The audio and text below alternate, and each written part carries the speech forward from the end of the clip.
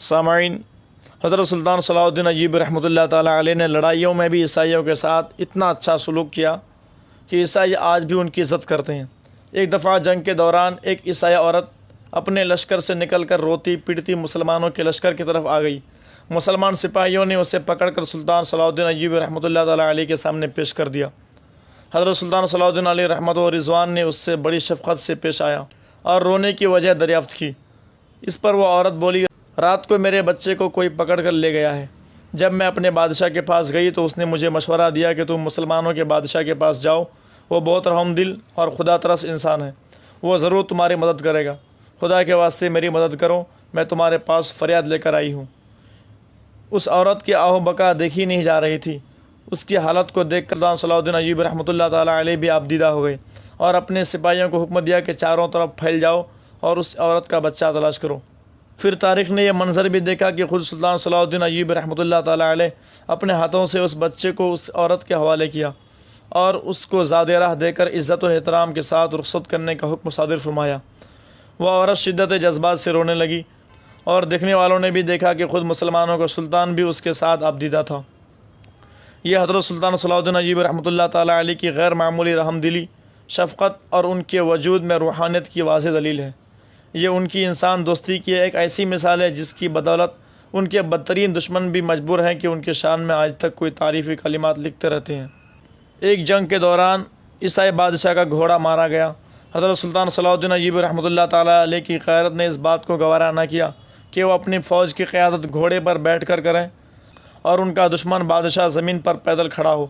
حضرت سلطان صلاح الدین علیہ رحمۃ و رضوان جنگ کو رکوائی اور اپنا بہترین گھوڑا بادشاہ کو دے دیا اور اس سے کہا کہ اس پر سوار ہو کر اپنی فوجوں کی قیادت کرو، لیکن میں ایسے دشمن کو نہیں مارتا کہ میں گھوڑے پر ہوں اور وہ پیدل۔ ابن شداد لکھتے ہیں کہ ایک مرتبہ عیسائیوں کا بادشاہ بیمار پڑ گیا اور اس کے علاج کے لیے کوئی راستہ نہیں مل رہا تھا، تو سلطان نے اپنا خاص طبیب بھیجا جس نے عیسائی لشکر میں جا کر عیسائی بادشاہ کا علاج کیا اور اس کے ساتھ تحفے اور پھل بھی بھیجوائے تاکہ وہ جلد صحت یاب ہو کر سلطان کے مقابلے میں آئے۔ انسانی تاریخ نے اتنے اعلیٰ کردار کا جرنیل اس سے پہلے کبھی نہیں دیکھا تھا۔ تمام تر تعصب کے باوجود خود عیسائی مورخ بھی مجبور ہیں کہ وہ سلطان صلاح الدین ایوبی رحمۃ اللہ تعالیٰ علیہ کی شان میں قصیدے لکھیں۔ اسی طرح مسیحیوں سے صلح ہو جانے کے بعد سلطان صلاح الدین ایوبی رحمۃ اللہ تعالیٰ علیہ نے عیسائیوں کو بیت المقدس کی زیارت کی اجازت دے دی۔ اجازت ملنے پر یورپ کے زائرین جو برسوں سے انتظار کر رہے تھے اس کثرت سے ٹوٹ پڑے کہ بادشاہ کو انتظام قائم رکھنا مشکل ہو گیا اور اس نے سلطان سے کہا کہ وہ اس کی تحریر اور اجازت نامے کے بغیر کسی یہودی یا عیسائیوں کو بیت المقدس میں داخل ہونے نہ دیں گے۔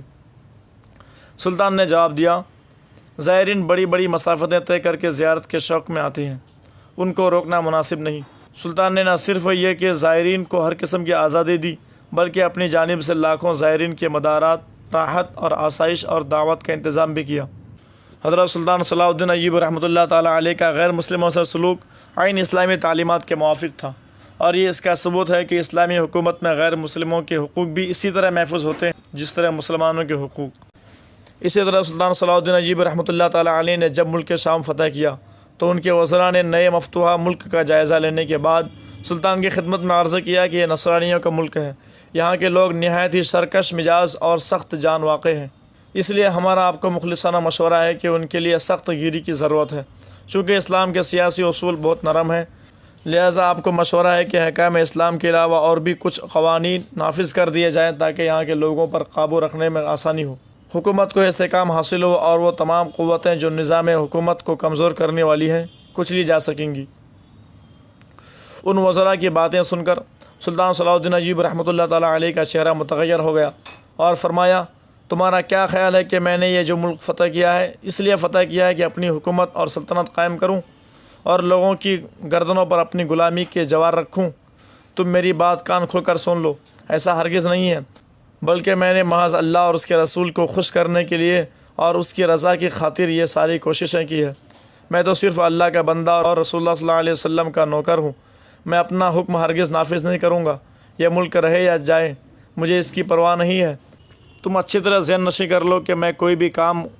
حکم قرآن اور سنت رسول اللہ صلی اللہ علیہ وسلم کے خلاف صادر نہیں کر سکتا، اور قرآن و سنت کی مخالفت میں کوئی بھی کوشش ہرگز کامیاب ہونے نہیں دوں گا، کیونکہ قرآن اللہ عز و جل کا فرمان اور سنت رسول اعظم صلی اللہ علیہ وسلم کی امانت ہے۔ انسانیت کی فلاح مومن ہو یا کافر انہی دونوں پر مشتمل ہے۔